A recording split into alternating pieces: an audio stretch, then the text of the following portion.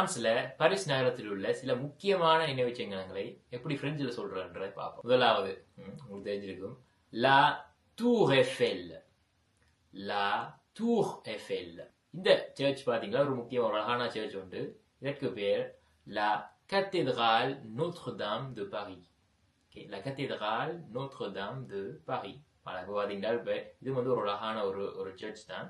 இது பாத்தீங்கன்னா 2019ஆம் ஆண்டு ஒரு தீ விபத்து ஏற்பட்டது. அதை நீங்கள் கேள்விப்பட்டிருக்கலாம். அடுத்தது Le Louvre. Le Louvre என்றது பாத்தீங்கன்னா ஒரு மிக அழகான ஒரு அருங்காட்சியகம். உலகத்திலேயே மிகப்பெரிய அருங்காட்சியகத்துல ஒன்று இந்த லூவ்ர். மோனாலிசா வரைபடம் கேள்விப்பட்டிருப்பீங்க.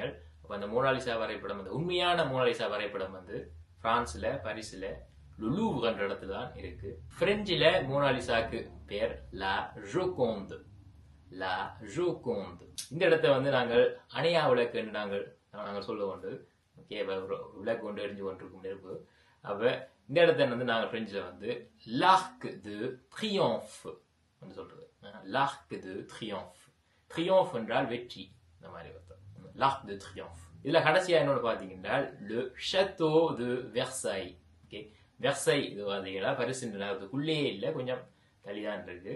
இதுவும் வந்து விசிட்டர்ஸ் பார்க்கக்கூடிய நிறைய விசிட்டர்ஸ் பார்க்கக்கூடிய நிறைய பயணிகள் பார்க்கக்கூடிய ஒரு இடம் தான் le château de Versailles. château என்றால் கோட்டை என்ற அர்த்தம். ஓகே, அப்ப உங்களுக்கும் இதை இப்போ கிடைச்சது என்றால் கட்டாயம் போய் பாருங்கள். le château de Versailles.